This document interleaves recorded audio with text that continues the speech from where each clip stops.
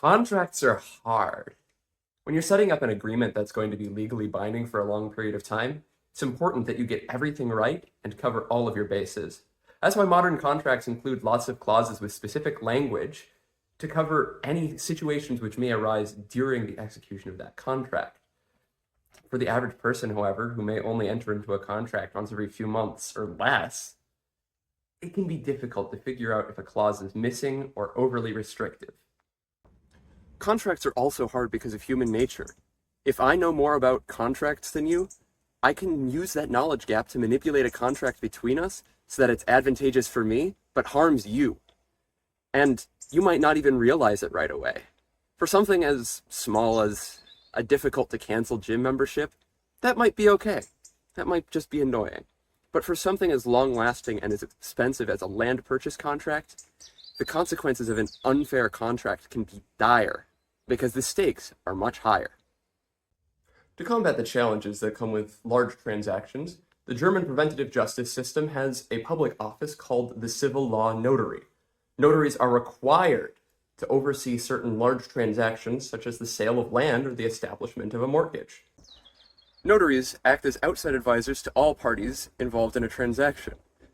They draft contracts in accordance with the law and make sure that all parties involved have honorable intentions and the capacity to enter into a contract. Once everything is in order, the parties sign the contract and the notary notarizes it. Notaries have a special seal to show that the transaction was carried out in accordance with the law, which saves future litigation. Notaries serve many further functions, including the verification and certification of signatures and other documents, and some types of mediation. These verification and certification functions are known collectively as notarization. See how notarization impacts property law. Take as an example the history of this house. My landlord's father bought this plot of land back in the mid-20th century. Who oversaw the purchase contract? A notary. He then built a 2-story house on this land.